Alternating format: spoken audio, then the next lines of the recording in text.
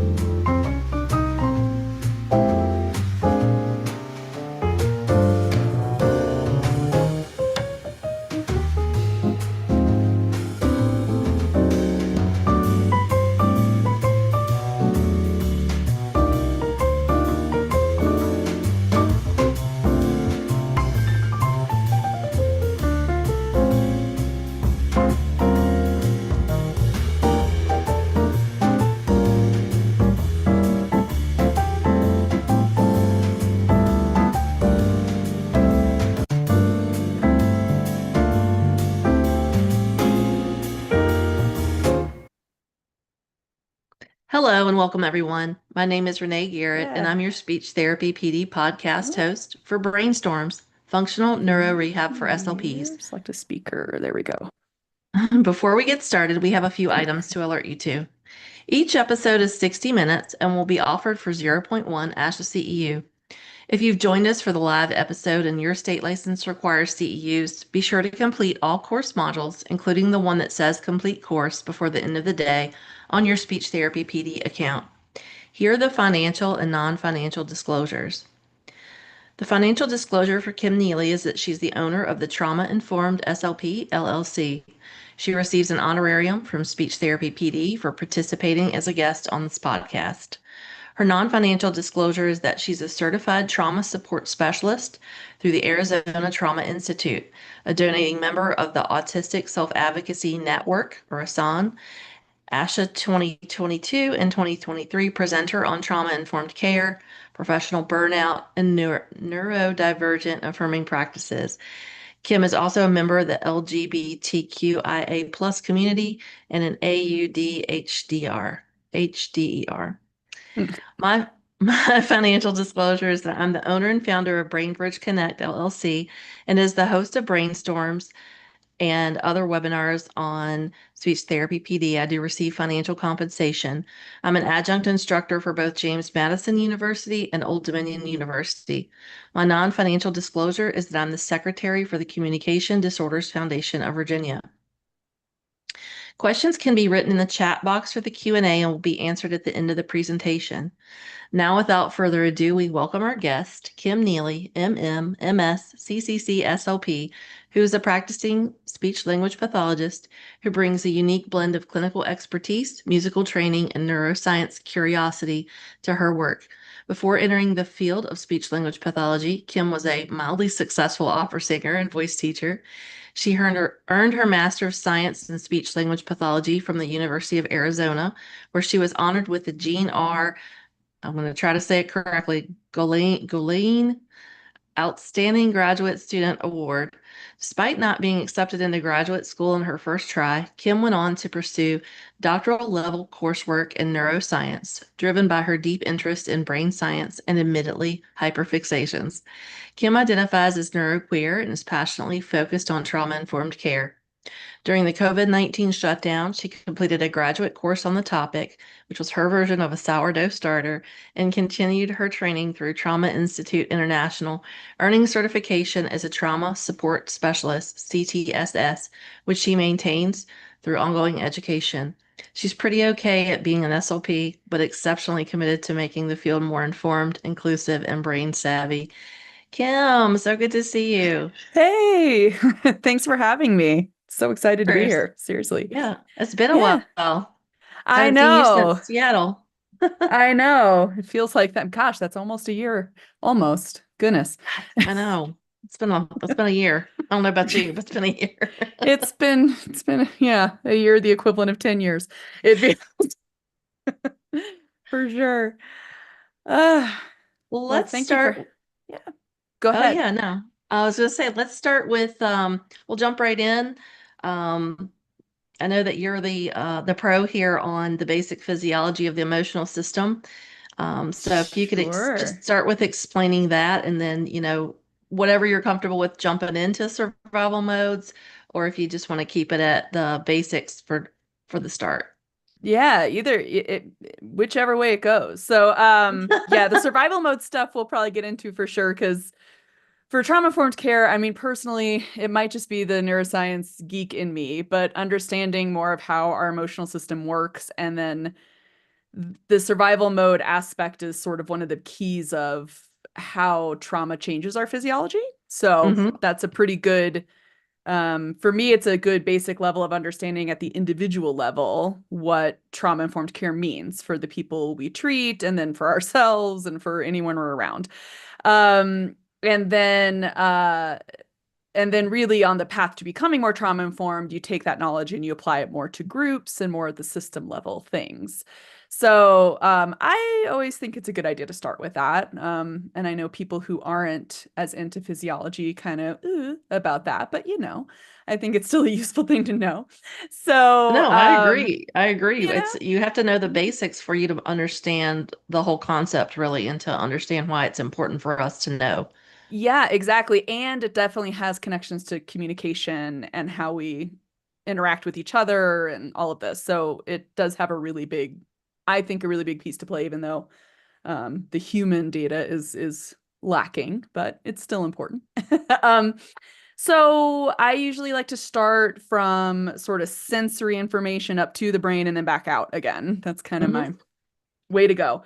So I like to start with the autonomic nervous system, which, just to review, that's the one that is in charge of all your automatic processes, essentially. It's kind of in the name there.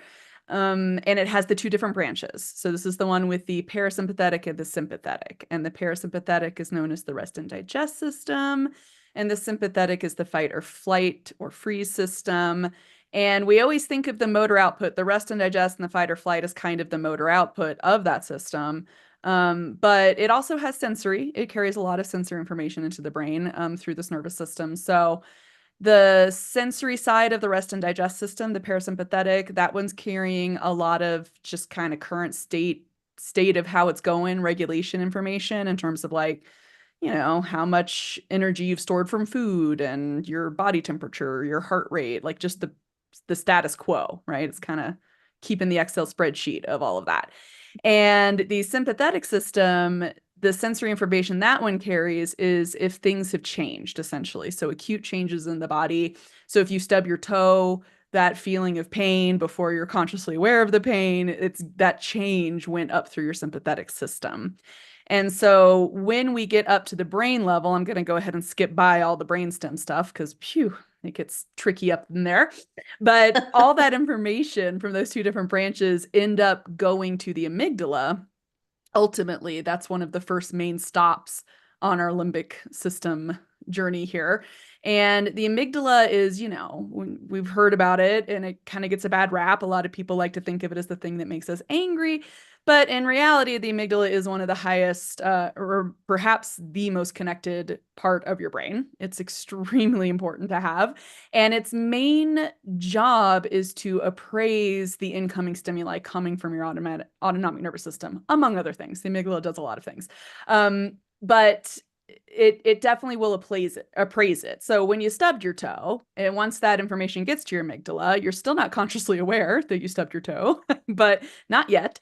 But it'll label that stimuli as, hey, we don't like this. This is not good. Right? And the other thing to know about an amygdala is that when it appraises the value, it also has direct connections to your hippocampus, which Hmm. we recognize. That one's a big one for, of course, our memory stores and recall of memory. And the amygdala hippocampus connections are where we tend to encode our emotional memories. And it's actually the fastest long-term memory encoding in our brain. It happens incredibly quickly. Just to understand how quickly, I usually think of, if you've ever gone to a restaurant and you got some food poisoning there, and then like 2 or 3 or 4 years later, somebody says, let's go there again. And your brain is like, I'm not eating there again. No way. Right? Because Yeah. that long-term memory got encoded really fast. I also think this might have a little something to do with why we think of like first impressions mattering as well. It might have something to do Yeah. with that. And so amygdala and hippocampus, of course, they can encode those memories. And then the amygdala also has direct connections to your hypothalamic nuclei or hypothalamus. And that's essentially kind of the boss of all your hormones. It's the one that releases what is called tropic hormones to tell the other glands what to do. So it's kind of the did you get that memo boss of your endocrine system. And that's also important to know because the amygdala can really trigger things hormonally in your body really quickly if it needs to, if it determines it needs to. But just in terms of how the stuff works, we'll keep trucking up to the higher level stuff. So that was sort of our midbrain. And then the last two little aspects are our higher cortical areas and our neocortex. We have the anterior cingulate cortex, the ACC. And this one is this is essentially where you become aware of the emotions you're having, It also has a really big part in signaling an error between what your amygdala thought was going on and what actually happened.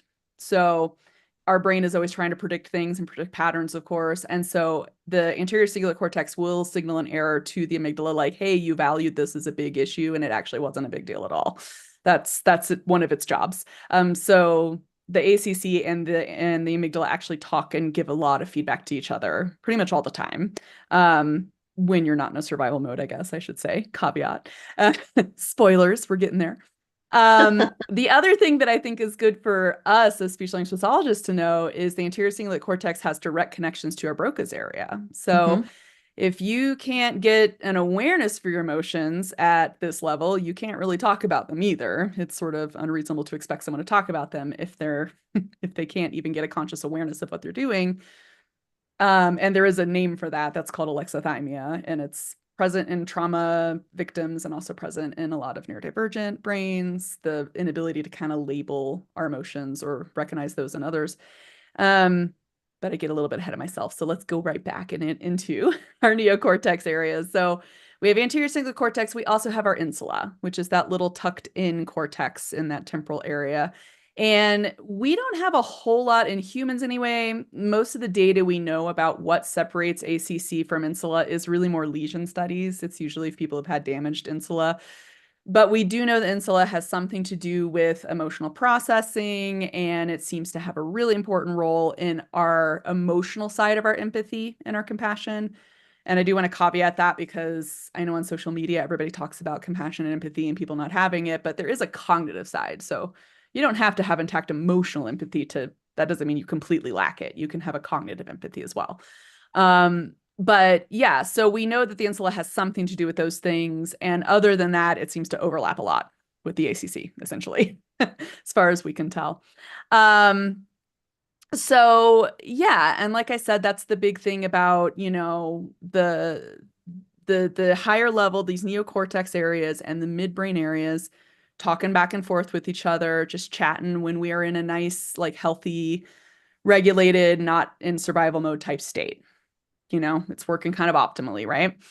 And what also happens in the body, thanks to the connections and the output to our autonomic nervous system through things like the hypothalamus and such, is that we end up with a pretty regulated nervous system as well. Our autonomic nervous system's in balance. So we have sympathetic and parasympathetic activation. It's not like a one's on versus one off. It's just more like one's dominant over the other sometimes. And they just kind of, you can think of it like a nice balanced seesaw or a nice little pendulum swinging back and forth as you need it. And for those of you out there who happen to work with mental health providers, if you have direct work with them, they talk a lot about the window of tolerance. That tends to be the main thing they talk about when it comes to autonomic regulation or emotional regulation. So this is just a model, a way of thinking of healthy autonomic function over time. So you get, sympathetic, like right now, since I'm going through all of this, I probably am a little more sympathetic dominant than I was, 30 minutes ago. And after I'm done, I'll probably crash a little, have some food and rest and digest, and have that be a little more dominant, right? And when our autonomic function works this way, it means usually our emotions can correlate with that as well, just through that extra pathway up into the ACC. So we want emotions to be able to ebb and flow, just like our autonomic system. They should come and go in a really manageable way. Emotions are relatively, ideally, fairly transient. That's kind of what you want with that. But so this is where we get into the survival mode stuff, which is how we get into understanding our physiology of trauma, because it comes out of this. So when we go under threat, what tends to happen is the amygdala gets the information that, and it'll appraise it as, oh, something's wrong here. We're under threat. This is bad. The amygdala can actually tell the hypothalamus immediately to tell the endocrine system to release like your adrenaline, your epinephrine, all of that stuff. You can go straight into it through that. And it'll probably tell the amygdala, we're encoding a threat here. So we need to know about this. Like when you had the food poisoning, similar kind of idea. That's definitely a threat to our potential survival, at least, prior to modern medicine and such. So when we go under threat, what tends to happen is your brain/body is going to choose one of the three survival modes. And it depends on the environment you're in at the time and your past experiences and your known skills. So it's not like we really just go into one or another. It's more just context dependent. So, for example, if you happen to be like me and you're not a super huge fan of spiders, if you if you see one crawling, What?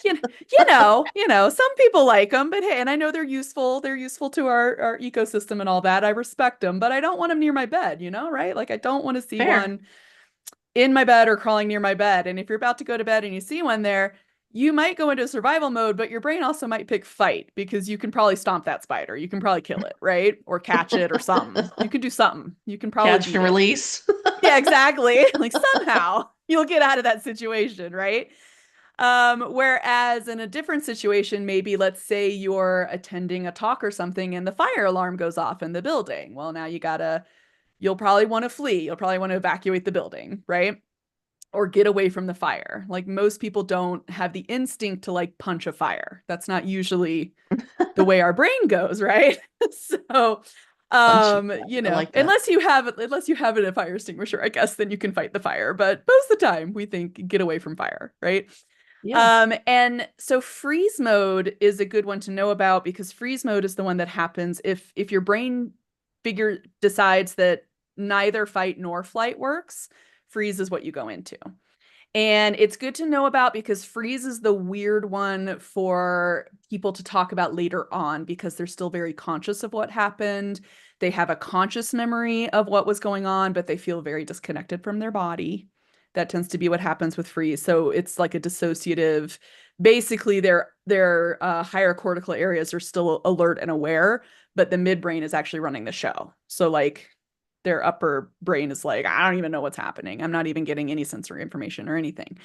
But freeze is essentially what happens that, yeah, if you can't run away fast enough and you can't fight, you'll go into freeze. Also good for folks who work with kids to know kids tend to go into freeze more often than fight or flight, which some people, I know, I think Vanderkolk in his big Body Keep Score book, he says it's probably because they don't have the life experience. But then part of my brain is like, it's probably because they're also very tiny. Like when you think back in like Neolithic tribal times, there's probably very little in the natural world a child would be able to run from and or fight. So it makes sense Right. that, right? Like it makes sense to me that their brains would be more wired for like, I will just freeze and be an inanimate object and you won't touch me. Where I live, there's a lot of wild rabbits. You see them out here. I call it doing their rock impression, where they just freeze. That's a freeze response. That is a freeze. So it's not playing dead. It's just frozen. So that's an important one to know about. And then I have started mentioning flop because in autistic community, especially, people are mentioning flop as a potential survival mode. It's not in the literature. If you look into human studies on survival, I'm including it just in case 20 years from now, you never know what might be in there. But essentially, this is where people report a loss of muscle tone. It's effectively kind of like passing out. They're not in control of their body at all. This would be, in my mind, a little more akin to playing dead, which the human studies say humans don't have. But I wouldn't be surprised if maybe there's some humans who have it. And honestly, I'm just thinking outside the box. I'm just sort of thinking like maybe this has to do with people who pass out outside of blood. I don't know. Maybe it might have something to do with that. You never know. Well, and the freeze You thing know? too, I think, Mm-hmm. and sometimes with adult survivors of trauma, they Mm-hmm. often will have dreams and then the dreams they freeze. Mm-hmm. And that's those times Yes. when you can't scream. Um, Yep. Mm-hmm. you wake up and you realize you were trying to this. I probably shouldn't talk about my childhood trauma, but I know. It happens sometimes, it comes up. Yeah. Yeah, but that was Yeah. for a long time. That was a dream that was a recurrent one for me, was like trying to scream Mm, for help and I couldn't mm. scream. Yeah. So, Yeah. And that actually happens to victims as well when they're in the freeze response. They won't be able to mhm, scream for help. And it's very common for people who have some sort of interpersonal like violence enacted against them. They might mhm, feel ashamed for not being able to fight back. Like, I yep, didn't fight back. I didn't scream for help. Why didn't I do anything? I was just there. I don't know. I couldn't do anything about it. And that's an important thing, which we can talk to in a bit. But I was actually with a high school student at one point who was telling us about things, and we got a counselor in there quick. We were like, we need some help because she is telling us about some very serious trauma happening here, which was a similar thing. She froze and she was feeling really ashamed about it. Like shell shock, a little bit, a little kind of. Yeah, I can talk about that in just a second. Shell shock is kind of the old term for PTSD for Yeah. vets. Yeah. Yeah. And that's what I was going to say is that freeze, Mm-hmm. I think one of the reasons that as an adult neuro rehab provider, it's so important for us to Mm-hmm. be aware of because a lot of my patients with TBI or even with stroke that Mm-hmm. have communication disorders, they will often experience this because they've had this prior trauma and now they've had Mm-hmm. this new trauma and it's like they can't get past it. And that's why we need Yeah. to know about it because They it they can get kind of happen, stuck. Yeah. yeah, in your therapy room. And then you're like, what do I do? Yeah. Yeah. Exactly. Yes. I should probably just bring this chat up. I keep seeing things pop up here. Um, oh, I yep, know. And I that's said, well, wait till the end, but some of these are good pretty point about the relevant. ADHD. Yes, I will actually get to that in a second. But yes, that is something that does get ADHD and PTSD have a lot of overlaps with each other. So does autism actually and PTSD as well. So especially when you get to complex PTSD. So we'll get into that for sure, but that is definitely if you have those moments where you feel like you can't focus at all and because of a survival mode thing or because of a trauma trigger, it starts to mimic that ADHD I can't focus thing, even though Mhm. speaking as an ADHDer, my brain just works very, very differently. So I have both, not to brag, both trauma and ADHD. Uh, yeah, woohoo! So fancy. So, which I Trauma make, and PTSD here, so it's fine. yeah, it's great. It's fantastic combo. Which I've tried to explain that to my friends because I know my friend was like, "How do you know it's not the trauma?" And I'm like, ADHD is like I have Olympic level like table tennis matches going on in my head with like 50 different balls all at one time, all the time. That's not the same thing as trauma, though. Yeah, no. Like it's like no, trauma doesn't cause that. That's just how my brain always works. I saw something the other day where somebody talked about how like it was like one of those ADHD content creators somewhere. I think they're this British couple in ADHD Love, I think is their thing. Anyway, they're great, but the guy was talking about something about like how when he's just sitting still, it's like his brain is just quiet. And she's like, what do you mean? Like, what are you thinking about though? And he's like, no, it's just quiet. And she's like, yeah, no, but like, it can't actually be quiet. What are you thinking about? Like, you have to have thoughts. It's just always thoughts. And it's like, yeah, that's kind of how that works. Always Yeah, I thoughts. think and I don't even think I was going to say the only time my brain is quiet is when I'm sleeping, but that's also not true. So- It's like buzzing around everywhere. I know, right? Um, so yeah, I can definitely get into that. And just to give me a second, guys, I'll get into like let me get through the survival mode stuff real quick, because then I think hopefully it'll start to clarify some of this stuff. But the other thing I like to mention with these is a fawn response, which I call a fawn response and not a survival mode, because fawn response is when you've probably already had an experience that caused some sort of threat or some sort of adversity or something that was not a good situation where you felt unsafe. And so fawn response is when you start to create emotional safety by just trying not to upset anybody. Like you're going to people please, right? So this is like, cis women definitely like saying yes to things when you don't want to, not feeling safe to say no in certain context, right? Like it's definitely part of that. And pretty much anyone part of any level of marginalized group likely have some type of fawn response within that group that's just sort of an expected behavior, at least when Mhm. you're not around other people in that group. There's probably some kind of expected way of like, I'm not a dangerous version of so and so, like yeah, I'm fine, kind of a thing. And personally, I think that neurodivergent masking is essentially a form of a fawn response. That's like a Mhm. neurodivergent way of just trying to get included and trying to be safe because we are communal creatures. That's another thing to always remember, I think, is that humans, we need community. We don't survive. We're not man versus wild. That's not how our species survives, And so we're not tigers. We don't just mate and go away and go do our own thing forever. Like we build communities. And so emotional safety and psychological safety also play a key role in that, because in order to feel safe with a community, you have to feel like these people have my back.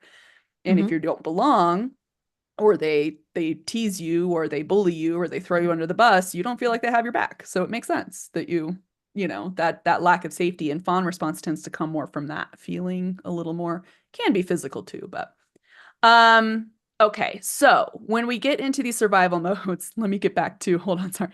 I can, once again, ADHD, I can go off forever on other tangents, but all right. So what to think about when you go into survival modes is, this is where we get into how it sort of connects to trauma, because going into survival mode doesn't guarantee a trauma response.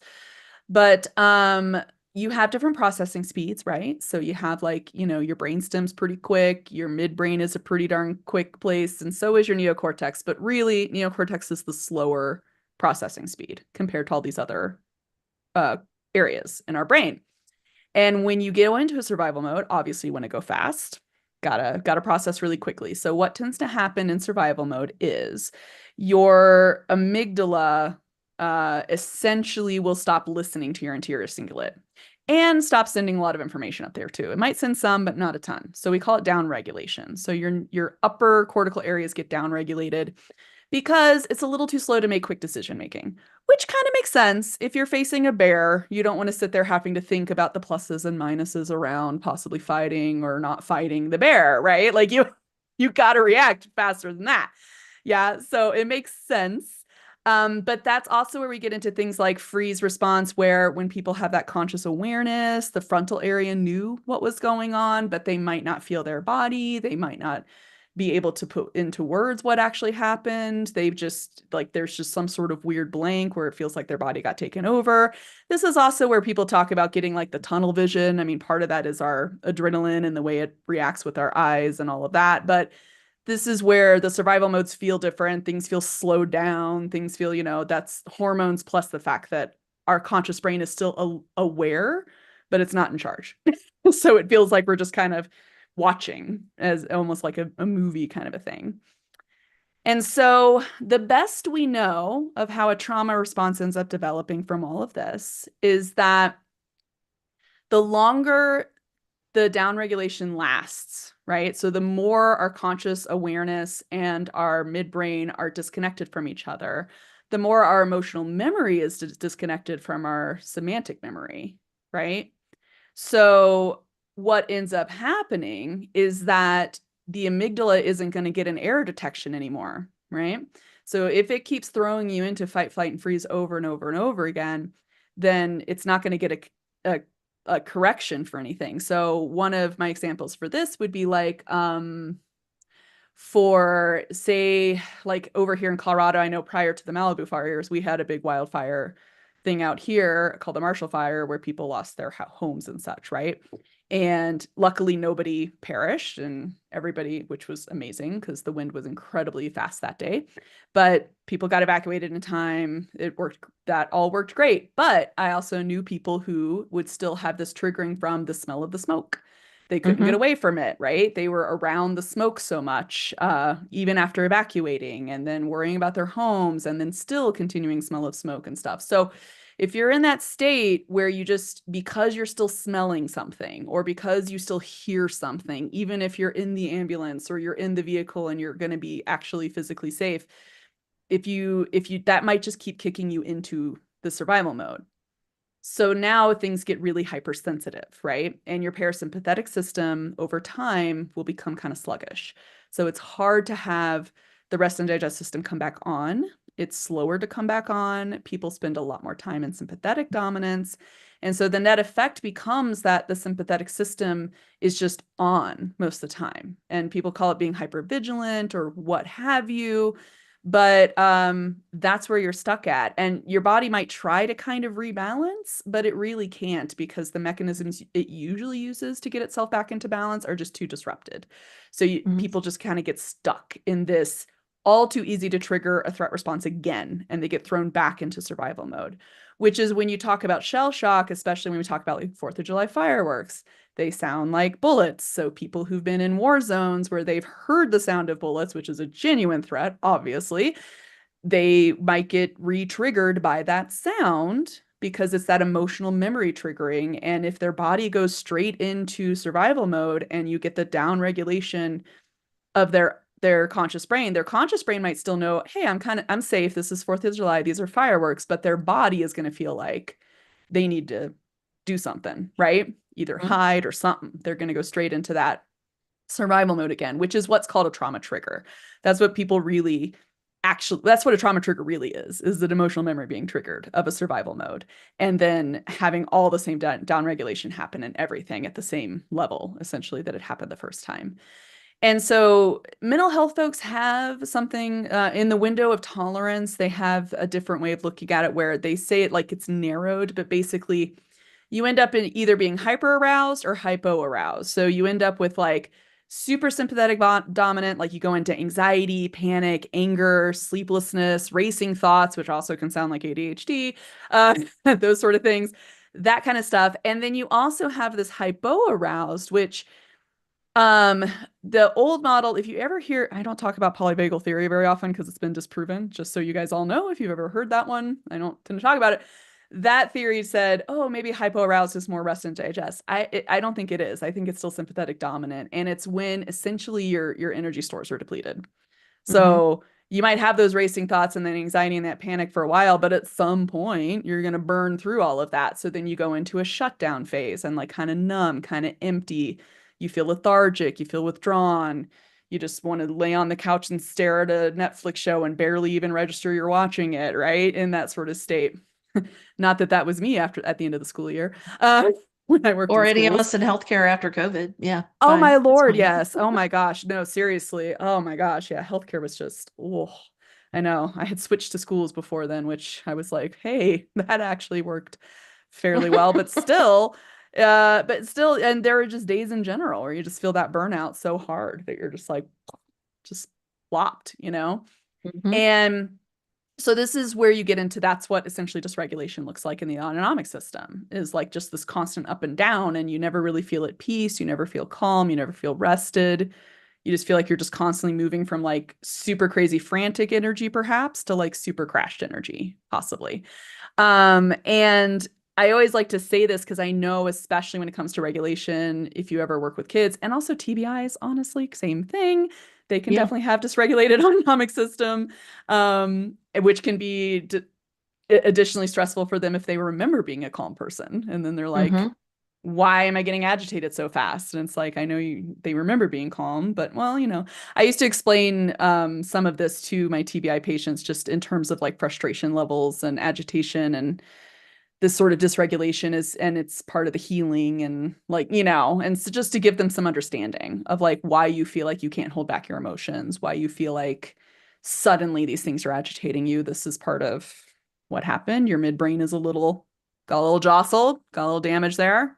It's got to kind of reboot and clean itself up and we'll work on it. But, just to get the panic away from like, why do I feel this way? You feel like you're going crazy, Yeah, or the you people that know? panic because they can't remember what happened because they were in a trauma Yes, response trying to keep their body alive versus trying to exactly. recall the event.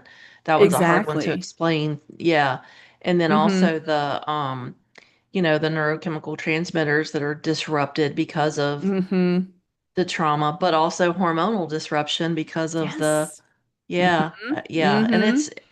it's important for us to be able to explain that, but to our patients in a more simplified way because a lot of those pieces Mm-hmm. are difficult for them to um, kind of hold on to. But also, you're dealing with someone who may have attention and memory issues now from their cognitive stuff from the brain injury, Mm-hmm. plus executive function disorder. And so they Yeah. can't hold all these pieces of information. No. So it's Yeah. really good to have like a simplified version you can pull out of your pocket to talk through Mm-hmm. your patients and their caregivers with because they think it's their fault.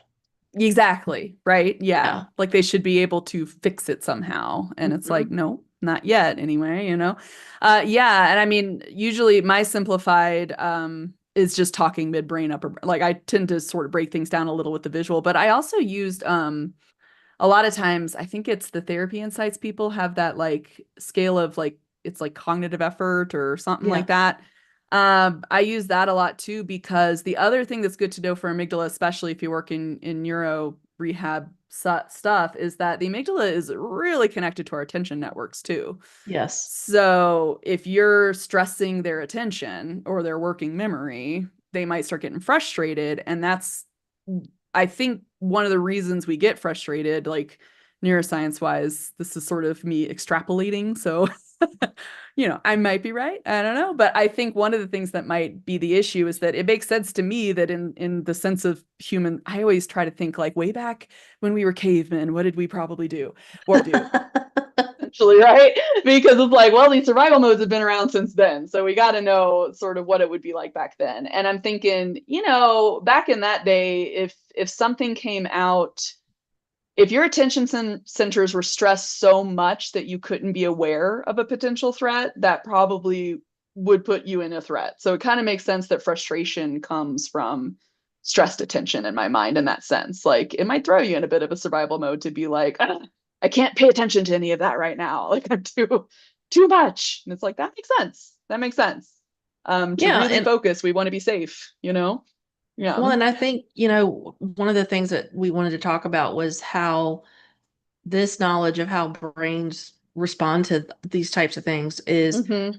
how that applies to marginalized groups, how Yeah. that, systemic adversity in marginalized groups, how it really plays a role. It's a Yeah. huge part of it. And if you're, Huge piece. we're Mm-hmm. working with all, for me, I'm working from people that are 17, 18, all the way to geriatrics, and you're working Mm-hmm. with school based, but you've worked in the past with adults. And so Mm-hmm. a lot of us work in very different realms and different practice settings, but the principles are the same. With all people. Yep. Yeah, and All kinds of people. we see Mm-hmm. things with people even when we're not in the therapy space, right? It could be Mm-hmm. something Mm-hmm. within your own circle, or like stuff happens at the grocery store here. I don't know why, but there's always some weirdness going Oh. on. Or like Oh. yesterday we went to no, it was this morning. We went to the grocery store, and it's one that we go to every now and then. It's known for really good prices.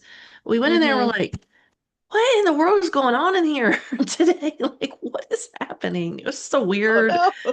very uncomfortable, like setup. I People don't getting know. very stressed out in the grocery store, I guess. I don't Yeah, know. like it's Oh. just get your blackberries and almonds and keep it moving. Yeah, that's true. I know. It's like, why are we having the freak out in the grocery store? What's happening here? Yeah, no, for sure. Um, which does bring up a good point. That is sort of the one of the way trauma-informed care often gets sort of summarized is the like, instead of thinking of what's wrong with them, think what happened to them. But I will admit, sometimes I'm still thinking, listen.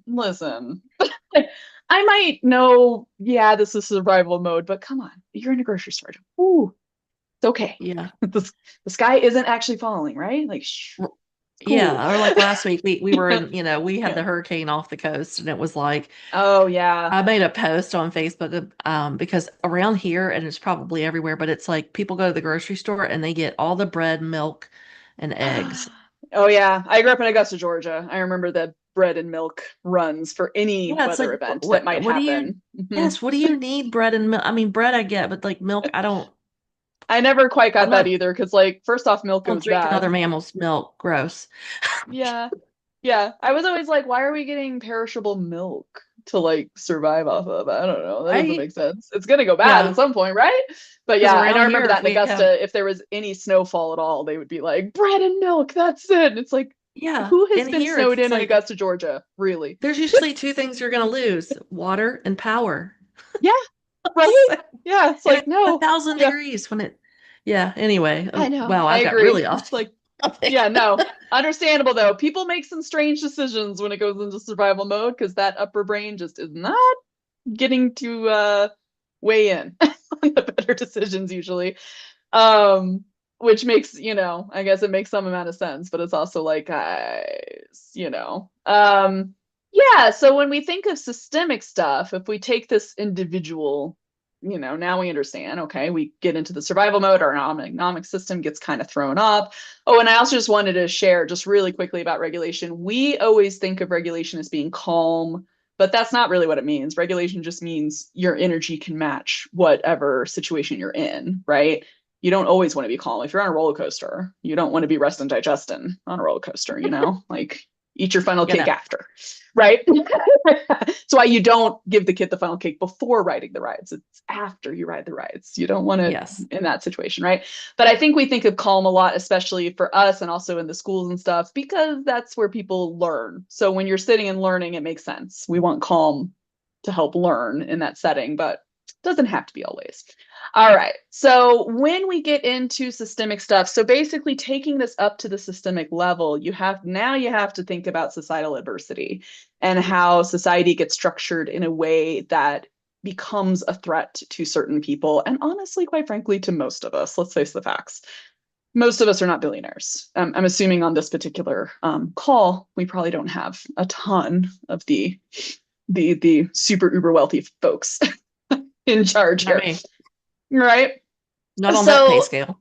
Yeah, right. It's like, I know that is one nice thing in a way. I mean, okay, look, we all definitely need to get paid more, but at the same time, it's like, you never have to worry about saying like, you just have to work harder to get paid more and deserve it. Like nobody buys that in our field. It's like, don't come at us with that. Like, no. Right. Yeah, amount of money you make is not equal to the amount of work you do. We know this. Okay. So one of the ways I've been doing this is something for myself, and then, being late diagnosed and stuff, just having to kind of work through systemic stuff, and sort of deconstruct this stuff, which it does get tricky. It gets uncomfortable. Good idea to take a breath and relax, and you're not actually under any kind of threat. If we talk about it, it's okay. We can just talk about it. But one of the ways I've been thinking about the societal stuff is I think of our society is essentially based in a hierarchy, right? Which, from what I'm a little bit of an anthropology geek, I've gotten a little bit into anthropology through this stuff. And it seems to me that pretty much any civilization that entered feudalism, we developed this hierarchy, right? Mm-hmm. We always had like the monarch, the king, the emperor, the czar, aristocracy, warriors, the landowners, and then you had like your workers, your peasants, your serfs, your slaves, your people out in the fields doing the stuff nobody else wanted to do. And I think although a lot of the world has moved on from feudalism, we still have the social hierarchy from it. I think that's kind of where we're at. So the United States flavor of this is essentially the colonialism and the white supremacy, those sort of terms. That's the type of social hierarchy that we've inherited from our colonial history. And I like to think of it social hierarchy because I try to stay very global with it in my mind, and historically global, because if it's trauma, it should apply to all of humans throughout humanity. So I've done some looking into history of like, East Asian cultures, for example, prior to encountering the West. And they also entered feudalism and also had social hierarchies going on there. Tribal cultures, it's usually structured very differently. They actually don't tend to have nearly the same type of hierarchy that we think of in terms of what's normal, quote unquote. And so this hierarchy is the water we're swimming in. There's sort of this way of looking at it in terms of systemic stuff. When people start deconstructing this kind of stuff, is that, the discrimination, the bias, this is stuff we're just swimming in these waters, where we are raised with a very clear idea of who are the best people and who are not worthy of stuff, right? And like the idea of you have to become worthy in order to get taken care of, in order to get access to healthcare, for example, things like that. And it's like, okay, I think we're getting a little pushback finally to this idea, because it is pretty dang silly.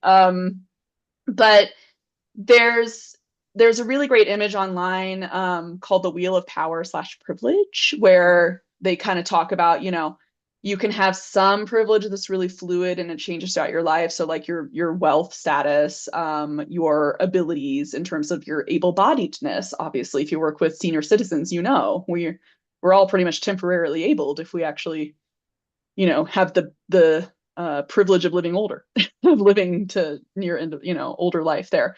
And then some of it is lifelong, and some of it is very overt and obvious, like your skin color. And some of it can be kind of hidden, like possibly you're a neurotype, or whether you're gay or, bisexual or whatnot. If you're queer, sometimes that's overt, sometimes not. But we all have this sort of stuff. The more of it you have, the kind of lower on the society rung you are, essentially, right? And the more you get bombarded with a lot of messages that are not very nice, but also you get bombarded with a system that's not built for those people, right? The system gets rigged, essentially, for people who are determined to be the people that are the good people that deserve things, right? And so there is something called, I know people have probably heard of the ACE study, which is the Adverse Childhood Events study from the CDC and everything, which last I checked is still up there. So that's the one where, last I checked, it's still there. I don't know, but it's well documented in other countries too. So I'm sure we'll get it back if it does go anywhere, but still. So that's the one, where they got data on adults and the kind of adverse childhood experiences they had in terms of homelessness or domestic violence, that kind of stuff. And then they found the connection, they weren't intending to, but what they found is the connection between those adverse childhood experiences and poor outcomes health-wise down the road. And in 2017, Ellis and Dietz came out with the PARA-BASIS framework, where you have to include, so if you think of the original adverse childhood experiences being a tree, the adverse community environments are like the roots under the tree. So for folks who are marginalized, they're born into a situation like poverty or discrimination or, poor housing, lack of clean water, right? Like this is where violence, community disruption, gentrification, essentially, right? Tearing apart their community, possibly, because that is one of the big ways that, especially for those living in poverty, that's how they survive, is with each other. So if you break apart the community, that really affects them negatively. So they put this in here because if you don't think of that, if you don't think of like the generational traumas, the historical traumas, the system-oriented traumas, you are going to be missing a very big piece of what this person's just sort of saturated in, essentially, from early on, from when they're born, right? And there's a really great quote I usually include from Resmaa Menakem, who I believe it was in one of his books, but he's also said it on other like interviews and such. But the quote is, "Trauma decontextualized in a person looks like a personality. Trauma decontextualized in a family looks like family traits. And trauma in a people looks like culture," which I really like, because that is definitely a big piece of, the way a lot of marginalized groups develop community and develop culture is around survival, and it's around healing as well, trying to heal from the adversity, trying to find a sense of safety, which is the key place of where we start to heal, is when we feel safe. That's where we can start to build resiliency and heal from the adversity we've had. We have to regain that sense. That's a really key part in terms of overcoming trauma and also developing more resiliency against it. So a lot of cultures have, traditions around grieving and things like that. And that's why very likely where that came from was this grief left unmanaged can become a real issue, can become a real trauma, can really break people up and become such a problem. So people have come up with ways to essentially start to heal from those sort of things. And so, so I think that's just an important thing to keep on the register, because, system-oriented traumas are the ones that come from like, you didn't mean to, but you accidentally said a microaggression, that can develop a system-oriented trauma or re-traumatization where we don't realize it, but we're accidentally triggering something that is negative from what someone else has heard, right? And we can't always be up on everything. Like, I don't expect us all to know all microaggressions at all times and know not to say things that might hurt, but it's good to be aware of. And then if you feel like, or you notice someone suddenly got uncomfortable, like, just acknowledging it and apologizing and being like, did I say something? I'm so sorry if I said something inappropriate or hurtful. Please let me know. And and do that sort of repair work. I think that's the bigger thing, is realizing that trigger is not about you as a person, and it's not about you being a bad person. It's more about like just being someone who can create more safety for somebody by like acknowledging it and, taking a breath. moving along.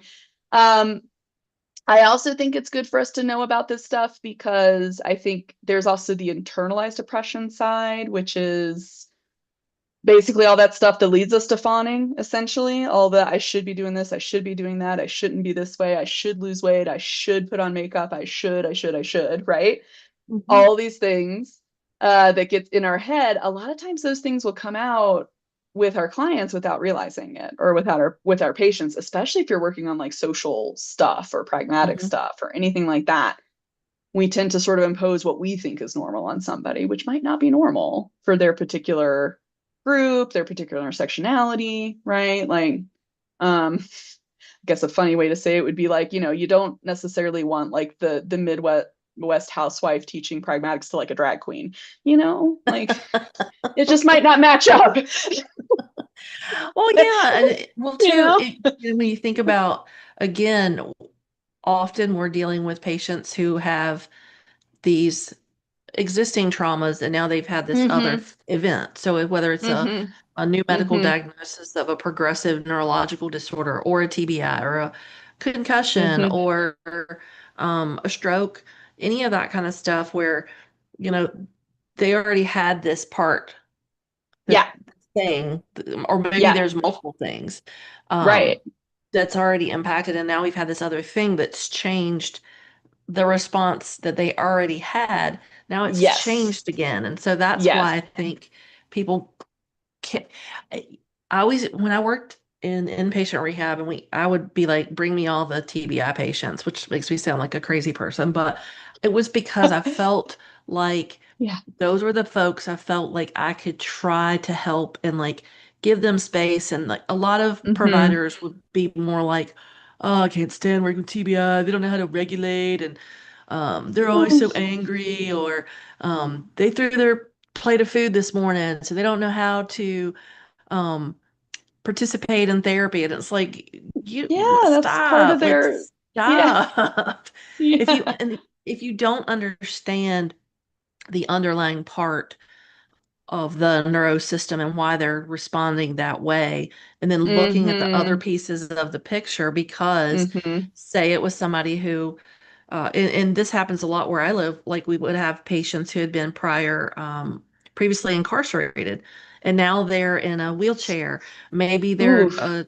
they can be uh, considered harmful to themselves because their behavior. So they might need safety measures like seatbelt in their wheelchair so they won't get up and walk on broken Mm-hmm. legs, or they're in a posy bed because they're not safe. Mm-hmm. They don't sleep well, and they can't be up prowling at night into other patients' Mm-hmm. rooms or Right. harming themselves or things like that. And so, um, But then they're getting triggered because they were, if they were incarcerated, like you said, it's like that triggers the yeah, like restriction and yeah, right, yeah. absolutely. Yeah. Yeah, so there's a lot of layers to this that I think people Mm-hmm. often just don't look at the bigger picture. They're looking at this Yes. isolated thing, and they're not looking Yes. at this big ball of wax that it actually is. It's like, oh, Right. well, they're mad because they had to go to bed on time. It's like maybe they didn't go to bed that time. It's sort of like when you describe Yeah. patients in skilled nursing facilities or long-term care facilities, Mm-hmm. and we hear this with our geriatric patients with dementia. How would you like it if someone told you what time to get up, what time to eat, Right. picked your food for you, picked your clothes for you, told you when you could go to the bathroom, and then made you go to bed by 8 p.m.? Mm-hmm. No one wants to live And that you had way. 80 years of being independent prior to that, Yes. right? Yeah. Like you have all these memories of being an independent adult. It's like, Yeah. you're being treated like a kid, and who wants that? Yeah, Right. exactly. Exactly. I mean, it's such a huge piece. And that's part of the like thinking more in terms of like what might have happened that led to that reaction versus what's wrong with them, for example, which is also kind Yeah. of silly because if they have a TBI, you know what's wrong with them. Their brain is is injured. Like that's a pretty given. Of course, their brain's not working like a regular adult brain that you would expect. It's not working like their old brain either, which is probably tough if you remember being some way, or maybe you don't remember being some way. But yeah, that's part of that. Like, I'm really big on like trying to unpack the dehumanization. I think that's one of the biggest Mhm. pieces that I think we all tend to inherit, is that idea of like if we see someone behaving outside of norms, we think that person's not really a fully deserving human, right? There's this automatic knee jerk, like, well, if they're throwing food, I'm not helping them. And it's like, well, was that about you or was the food throwing something else? Because if you take it personally, and then you use that as a reason to like dehumanize the person and say they're being a child or something, like they might, that is Yeah. like infantilization or something, right? It's like, well, now how are you going to help them? Like, that's not, is that what they're feeling on the inside? Because it's probably not. They probably have something totally different going on. And you have to, it's good to step away, do what you need to do to calm yourself, right? We all have those days. There might be a day where somebody throwing it on your new outfit or something. You're like, really? Really? The one Scrubs are day? more. Right, Scrubs. exactly. Yeah, that's true. Yeah, scrubs are great. Oh my God. Yeah. But right? Like it's like, all right, sure. Maybe you get a little like it's not great, but you can go calm down a bit. But that's the important part of us learning how to regulate ourselves. And then co-regulation, people use it with kids, and autistic kids especially. It's a big thing in that literature, but I think it's great for TBIs. I think it's Yeah, great I for, agree. it's great for dementia patients. It's great for everyone to be able to just bring on some of that rest and digest, which is like that Yeah. deep breathing, all that stuff just kicks the parasympathetic up a little bit. So it's just that bottom up, like you're just using that to kind of get that system on a little bit more. And I mean, I think that's the biggest thing too, is just to catch yourself if you have those, when you yourself gets when you get triggered, it might be easy to like dehumanize someone else, right? It's easy to be like, well, forget them. I don't need that. Well, It's like, when I was an outpatient, I had dimmers on the light switch because I did oh work with a yeah, lot of concussion and TBI patients, and our my boss one day, ugh, she came in and she was like, why do you have the lights dim? That's inappropriate. And I'm like, well, because my patient has photophobia, and she was yeah, a PT in charge of like 20 some 30 people and had no idea what photophobia was. right, So right. a lot of that, and again, it's not a diss on her. It's more of like a lot of providers don't come in with this neuro education. A Mm-hmm. lot of it is things that you're interested in, like you, and you seek Mm-hmm. out extra training and extra CEUs or extra just Mm-hmm. courses in general that are relevant to your practice and things that you're interested in and want to be more mindful of. Um, Mm-hmm. but part of our role too is if we are in that space, is educating our colleagues, Yes. Yeah. that multidisciplinary team. And that's what Caitlin said. I do not currently work with TBI, but are psychologists often on the team. Well, so typically it would be a neuropsychologist, um, Mm-hmm. and to help advocate. Yeah, but I think it's more of the education piece and support for those patients. And then to Yeah. also, a lot of times in like an outpatient setting, they do more of the neurocognitive testing so they can refer to Right. speech or refer Right. to other providers, like Mm-hmm. say if it's a question of dementia, they've got to go to Mm-hmm. the neurologist for that diagnosis. Yeah. There So, can be. There are some, when I did inpatient TBI for a bit, we actually had a psychologist there that helped with family yeah, and patient, which was yeah. amazing. But I know it's not No, always the most common in that we had a model. But yeah, neuropsychologist and we did the stroke education together and the TBI which is education great. together. So which was Yeah, cool. Yeah, absolutely. Yeah. because I learned so Um, much from that.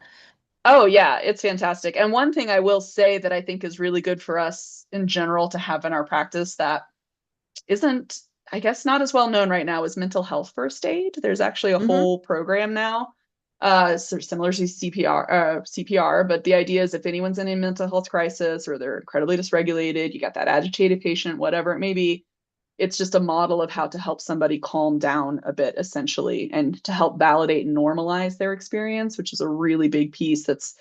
That's the trickiest part, is being calm enough to be able to just be like, it is frustrating being here. I can see why you'd be frustrated being strapped to your chair. I mean, as Hmm. being, you're a smart, intelligent, independent adult. It makes sense you're frustrated. That makes total Yeah, and sense. I would be frustrated too. You part of know? the principles of trauma informed care is acknowledging, Yeah, not judging, providing voice and exactly. choice. Um, Mm-hmm. and a Yeah. couple So, places that I wanted to mention have free trauma training that it's not, super intense or anything, but like mm-hmm. Virginia has virginiaheals.org, HEALS, Oh, where fantastic. it's Yeah. it's grant funded, and you can go in and learn how to do trauma screenings on different age groups. Mm-hmm. And then I think it's Oregon has one that's specifically for school-based providers. And if you just like if you did a Google search of free trauma-informed training or something, Mm-hmm. it'll pop up things like that. Um, Absolutely. Absolutely. but I wanted to go back Yeah. to that one question as kind of our last question. Sure. I've heard that a lot of people are misdiagnosed with ADHD and it's actually PTSD. Yeah. Is that showing up with older kids or adults? Possibly a little bit of both, I think. Mhm. And it's kind of a messy spot. I mean, obviously, I don't diagnose ADHD because I'm not a mental health person, but I'm not a psychologist or anything. But I think it's tricky because you're getting into like, obviously, there's people who are missed with their diagnoses, because especially if you're essentially not like a middle class white boy, you were likely missed if you're talking 30, 40 years ago Mhm. for ADHD type diagnoses and also autism as well. So I think there is that. I think there's also from my perspective, I think one of the things that happened after COVID shutdown is we all got really dysregulated and had some serious issues from either the social isolation or dealing with loss and grieving and the fear of a pandemic. I mean, that stuff can have a lot of stuff too. So I do think there are people who are seeking more mental health help in general because of that and maybe coming to these sort of diagnoses. But the other kind of funny thing about it is ADHDers also still experience a lot of like microaggressions and kind of internalized depression and stuff like that. So some of them can have trauma from that, in addition to possibly also having the ADHD bit. So it is tricky. I think it's more the mimicking of the attention bits in terms of feeling more dissociated or feeling like you have racing thoughts for trauma. That might be more indicative of like more of a trauma response. For myself, I did mental health stuff for my trauma stuff first, and then I got a diagnosis later after I had regulated and calmed down because my brain still very clearly is not the way you'd expect a brain to work. So that helped me to kind of parse those two things out. I don't know if I myself would have been able to parse them out if I had had unhealed trauma and didn't know about the ADHD. I don't know if I would have been able to parse them out back before I had a little more help with the depression anxiety side. A lot of women with ADHD, a lot of women get diagnosed with anxiety and depression before an ADHD diagnosis and get treated for that first. And I don't know if that's just an internalized depression thing. I actually recently put out I did a little response to the How to ADHD person on my YouTube channel where I mentioned that about I think that a lot of, especially women, ADHDers, we tend to learn to internalize a lot of the messages of you're lazy, you're not good enough, you're not organized, like you're failing at being a woman, basically. And I think that maybe is why it sounds like anxiety when it's like, oh, if I don't get this report written today, something bad's going to happen, or I better do this or else. And it's like constantly have these racing thoughts of anxiety of the sky's about to fall if we let the shoe drop and we forget something, like a classic ADHDer. And it's like, I don't think it sounds like anxiety, I think, to mental health practitioners, but it's like, is it anxiety or is it actually like that actually has happened? You've actually had bad things happen. And you have Well, had that's that like the experience. the So it makes sense. 1950s, when women Yeah, got diagnosed with hysteria because exactly. a The lot fetal of that hysteria was, bit. Oh, yeah, a yeah. And lot I of have it a was podcast episode hormonal. on that too. I do have a podcast Yeah. episode on female hysteria because that was something I found out about that Freud, back in the day, he actually figured out before he retracted it, he figured out that a lot of these women who were diagnosed with hysteria had sexual trauma. That Yeah. was his initial finding, and then he retracted it because the people in power were like, you don't tell people about Or that. Hmm. postpartum depression is lumped into Yep, that too. Yeah. exactly. Because, Yeah. So again, our initial trauma history could have been with women with trauma, but because it got redacted and buried by the bureaucrats of the time, it ended up being the initial thing were vets. The World War One was the next time it Mhm. got really studied. And, not too surprising, that's when it was affecting white young men. And that's when they decided to really study, what is this shell shock business? What is this? What's going on? But yeah, so I do have a thing on that too, because that was shocking to me. I was like, wow, I had no idea Freud actually figured it out, but then recanted. So all of his later stuff essentially came out of him trying to explain away what he thought he saw initially. So That's yeah, craziness. good job, Freud. But to be fair, the one guy who didn't retract it, his stuff just got buried. His career just like disappeared. Nobody wanted to listen to him. So, the system, it's a problem sometimes. But yeah, I know I could go on forever, but I know this is the end. But if anyone, feel free to contact me if you want to. If anyone has any other questions or anything, feel free. It's Virginia Heals. I put VA because I live here, so I always abbreviate. Sorry. Gotcha. Yeah, and But Trauma Kim, Insight. thank you so That's great. much. Well, It was so thank good to see you. you, and hopefully I will see you soon. If you're going to Yeah. be, in DC, hopefully in November, maybe. I'm not sure. I'm not 100% sure I'm going to DC right now, but that's all right. I'm still thinking about it. Yeah, it's kind of a weird area to be in right now, but Yeah, I'm speaking, so here we go.